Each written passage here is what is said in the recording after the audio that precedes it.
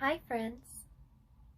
Today I want to tell you a very special story about loving people for who they are and not so much what they look like. It was one of my favorite stories when I was your age, and I learned quite a bit from it. It's called Beauty and the Beast, as retold and illustrated by Jan Brett.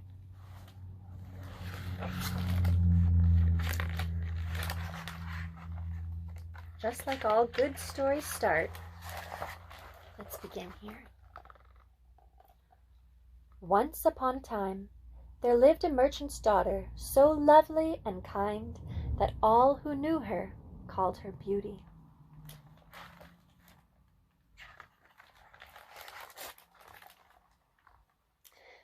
She lived with her father and sisters in wealth and without worry.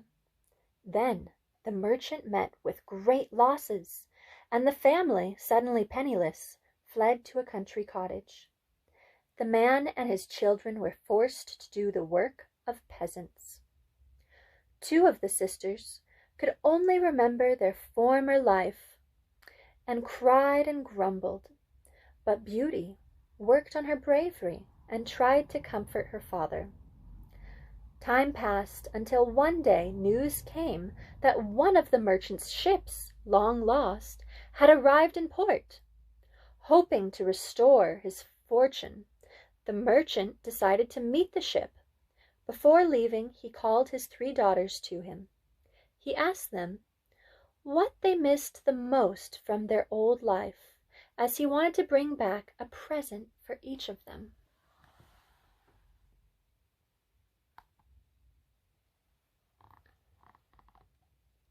The first sister asked for rich gowns, since her closet now only held rags. The second asked for a coach and 4 horses, since she was now forced to ride upon a donkey. But Beauty asked only for a rose, since the garden was now taken up with cabbages.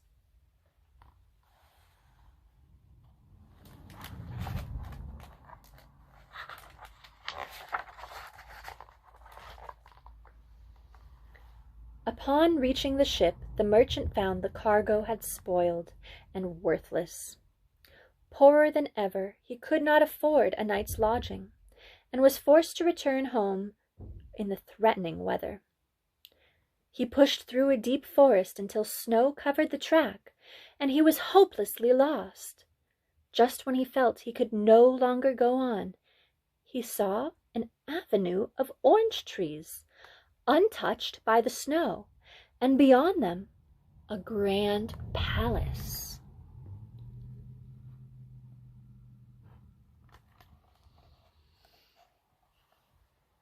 As the merchant approached the palace, the doors opened up before him. Inside he found himself in a great hall, with a blazing fire and a sumptuous meal waiting. Strangely, he saw no one about. He dined, and soon fell asleep in the chair. The next morning the merchant awoke to find his wet clothes replaced with fine garments. Again he saw no one, not master or servant or any person in the house. When he stepped outside to go home, he met another kindness. A magnificent horse, fitted out for a journey, stood waiting for him.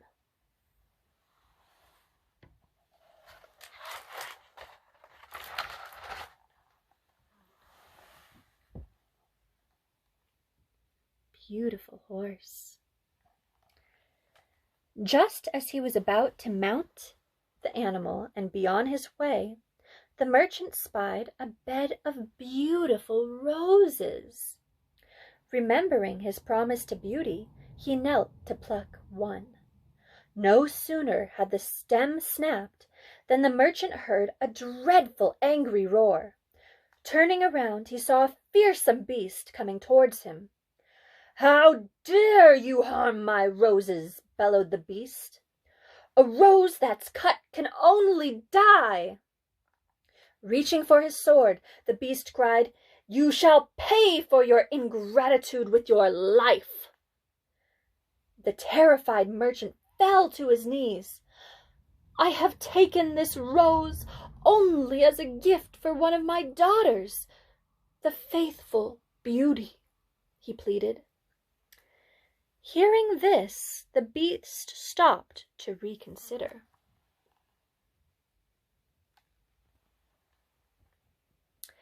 At last he growled, "I will spare your life, but only if one of your daughters willingly returns in your stead."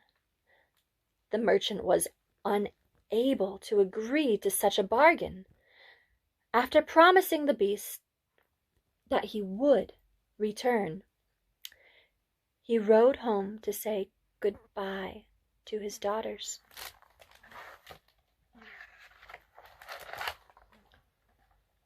It was a somber homecoming. After the merchant gave Beauty the rose, he told the story of the grim beast and his cruel punishment.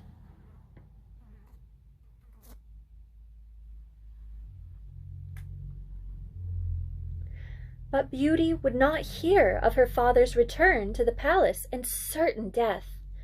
After all, he would never have plucked the rose if it weren't for her.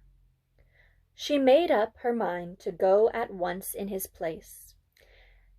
And so strong was her resolve that the merchant could not dissuade her.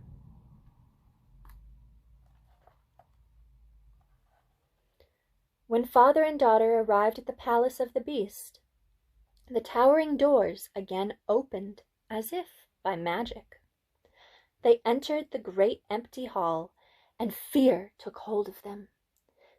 They heard the sound of footfalls and saw a creature, part man, part animal of the forest, move toward them.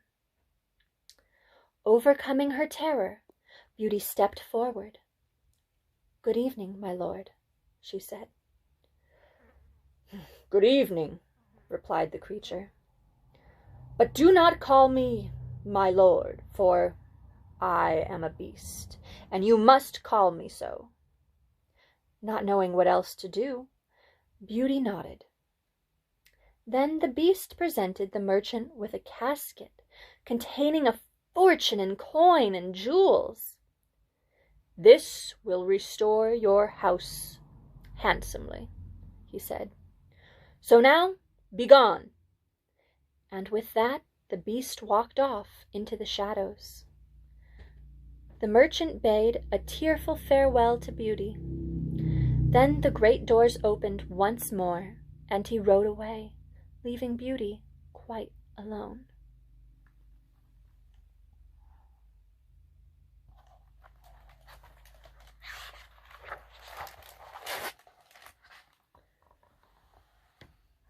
Then Beauty began her new life in the palace of the beast. It soon became clear that she was in no danger, and that she was free to amuse herself in any way that she wished. She wandered among the rooms and explored the galleries. Each provided a delightful new entertainment for her, as if her tastes were already known. A troop of monkeys, all in court dress, appeared to serve her. A charming little dog did duty as her page. In fact, animals of all sorts took the place of gardener, cook, and gamessier. Gamesman. A beautiful bird led her to her bedchamber, and Beauty saw that the room was filled with her favorite things and was thoroughly comfortable.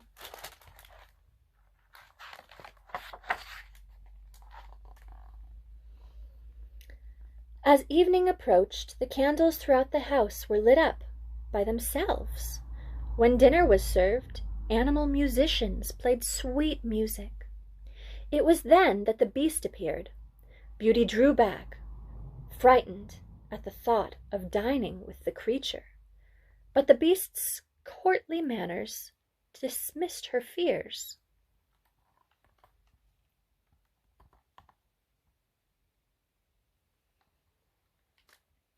After dinner, the Beast reassured Beauty with charming conversation until it grew late. Then the Beast became solemn. At last, he turned to her and said, "Beauty, will you marry me?" Beauty, lowering her eyes, replied, "Pray don't ask me that."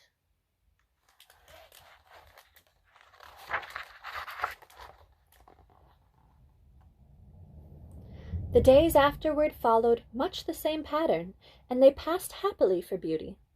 The daylight hours were filled with amusements, and Beauty started to look forward to dinner time and her nightly talks with the Beast. His thoughtful ways began to win her trust, but always she dreaded the moment when he took his leave, for then he would always ask, "Beauty, will you marry me?" It grew more and more painful for her to lower her eyes and say, "Pray don't ask me."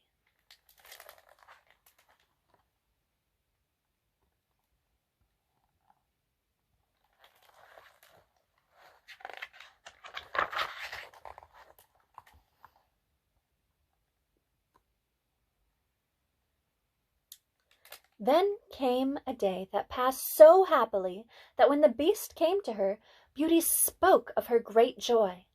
"The flowers in the garden have never been more beautiful," she said, "and the musicians have never played more sweetly." The Beast again asked for her hand, and with such tender hope that she said, "I cannot marry you, Beast, but I will indeed stay here of my own accord as long as I shall live, if only you will grant me one request. Let me first say good-bye to my father and the world I leave behind."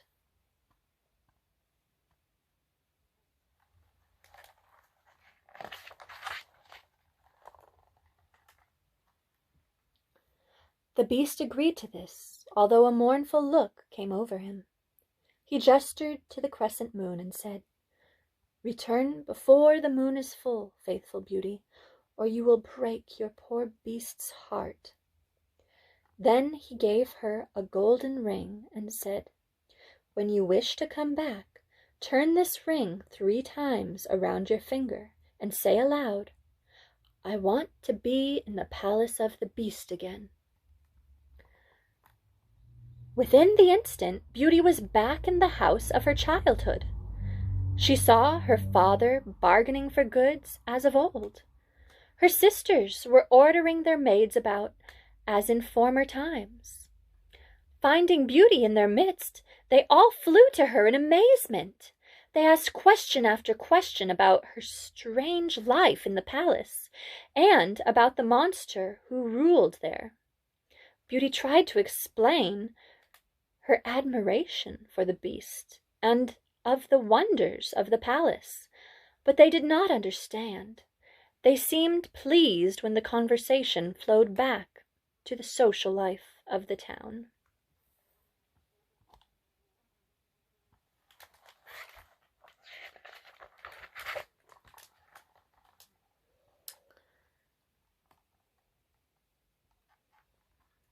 The following weeks went by in a whirl. Laughing young men coaxed Beauty to go out for walks or rides.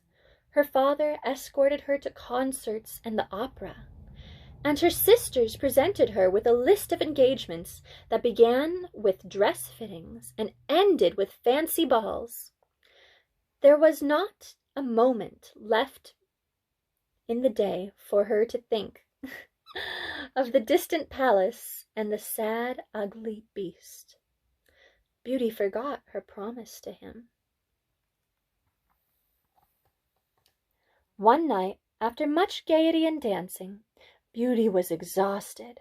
She fell into a fitful sleep, and as she slept she dreamed. She was back in the palace garden, now strangely dark and cold. She was searching and searching, looking for something she had lost. Then she saw the beast lying on the ground, still as death. Beauty awoke from the dream, stricken with grief, but at last knowing her own heart. None of the young men she had met, none of the things she had done, meant as much to her as the time she had spent with the beast. Beauty turned the golden ring 3 times around her finger and said aloud, "I want to be at the palace of the beast."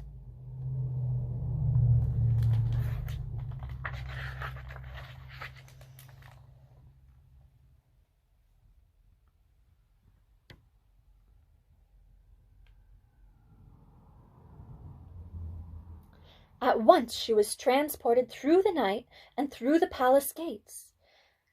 Guided by her dream, she flung them open and ran into the garden.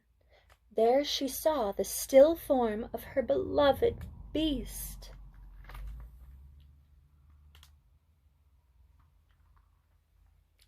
Fearing that he might already have left this world, Beauty dropped to his side, and taking the beast in her arms, she gave way to her sorrow. Her tears, raining down upon his furry head, worked to revive him, and he was able to open his eyes and look at her. At this time she implored him, "Dearest beast, you must be strong and live so that we may be man and wife, for I love you so."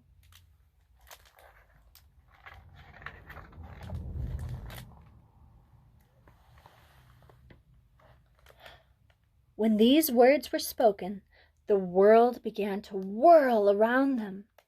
Stars fell from the sky, and the palace was illuminated as if by 1,000 candles. Before her, Beauty not only saw the beast, but a radiant face of a handsome young prince. For in pledging herself to the beast, Beauty had unlocked a fantastic spell.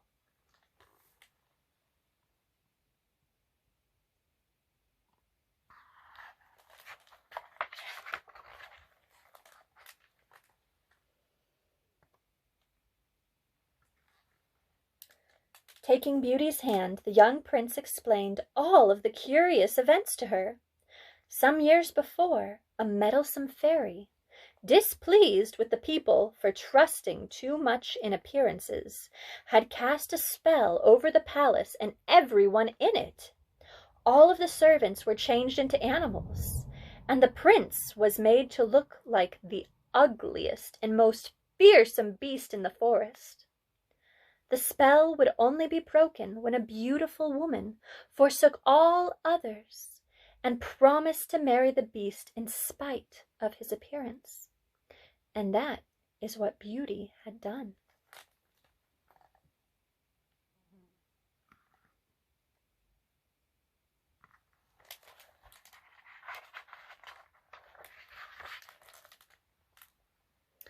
There was much rejoicing within the palace that night, but no one was happier than Beauty and the prince. They were married the very next day and went on to live happily ever after.